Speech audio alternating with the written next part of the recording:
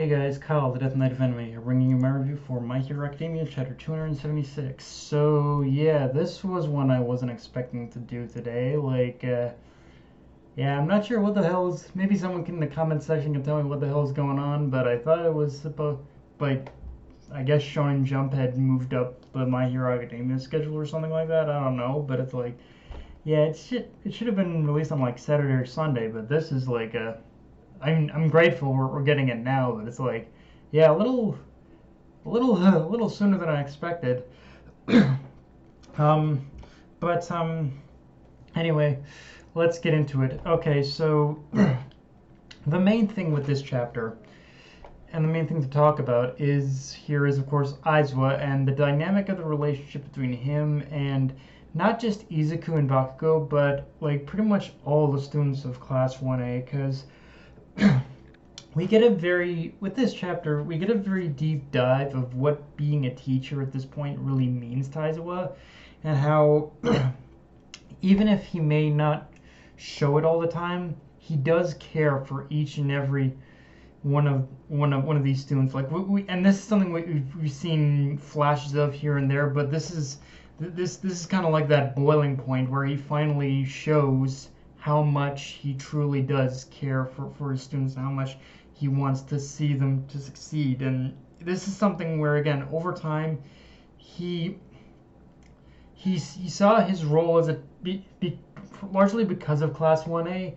He did start to see his role. He did start to see his role as a teacher much more than a job to him, and he now generally wants to see them become he genuinely wants to see them become a generation of heroes that surpasses all the others. On top of course his own reasons to continue moving forward. Like he wants Aizawa, he wants to see the future that pretty much exists where these students like end up like truly surpassing him and all the other teachers and whatnot. So, and with that being said, though, of course that kind of culminated in that wish in itself kind of culminated with Izuku and Bakugo pretty much showing up in order to save him from like Shigaraki. And yeah, so we definitely need to talk about we definitely need to talk about that, though, the fact that Izuku and Bakugo did end up defying like Gran Torino's orders and ended up like pretty much saving Aizawa from being killed by pretty much Shigaraki. Because the thing with that one scene of Shigaraki of them saving Aizawa from Shigaraki is it serves as a nice reversal of both what happened at the USJ and in some ways as well the whole ordeal with All for One, like the whole thing with the Battle of All Might and All for One. Like this time it was like in place of All Might like saving Bakugo. This time Bakugo was the one who ended up saving Aizawa. Where my mind, so in that sense, it's a really interesting like parallel and reversal of that whole situation.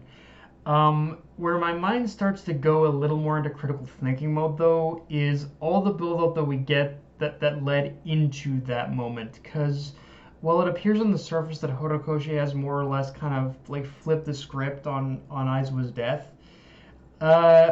it still feels like all the pieces are still lined up in place for that to happen. And what really scares me about his death right now more than anything is that, again, going up because of Aizawa's development and the many reasons he's found to continue living and moving forward, like his students and the new reinvigorated hope of possibly saving Oboro, it would just make it all the more sense why he needs to be killed now, almost, because basically because he is facing down these because of all these things that he wants to do. It just kind of leads in that, yeah, it would make sense for him to die. And it's one of those things where if he were to die, it would be all the more tragic because he would end he would end up dying without seeing what his students would end up becoming, and but more importantly, without even getting a chance to save his friend. Like that would kind of be even more tragic than anything else. Is Aizawa dying without even being able to save Oboro, and in that sense, to make it even more tragic, if Aizawa died, it would put the burden on basically on President Mike's shoulders in order to pick up where he left off and to save Oboro. So it's like, yeah, it's one of those things where I don't want Aizawa to die, but at the same time, based on everything I've seen, Horikoshi does seem to be heading in that trajectory right now. And another thing that really kind of gives it away for me is that opening with the media. Like, I've come to learn that Horikoshi only ever opens with the media if something big is about to happen. Like, it's always in those moments where I'm like, okay, what the frick is gonna happen now? Like, it really is kind of, yeah. Like, I'm optimistic that Horikoshi's going to subvert my expectations and that Aizawa's going to survive, but at the same time, all the narrative points are in that trajectory that, yeah, Aizawa is going to die without seeing any of his dreams become reality, without any of his dreams becoming reality, without getting to see his students like become heroes, or without seeing Oboro like freed or something like that. Now, and yeah, but yeah, the rest of the chapter from there, once again, was just pure, absolute carnage and destruction from every angle, from both Shigaraki and the Nomu he released. Which, quick side note on the Nomu, is kind of I think again an indication of how much Horikoshi like just loves drawing creepy villainous designs, or hell, just in general loves to dip into the creep factor of the Nomu, because a lot of those Nomu, like, it's been a while since I've been legitimately terrified by the Nomu. Like, we've just seen so many of them that has kind of just been a little bit of a that my emotions have kind of been distilled on whether or not I fear the Nomu. But this is like the first time in a while where he really went wild with his designs with the Nomu, and they were legitimately horrific to look at.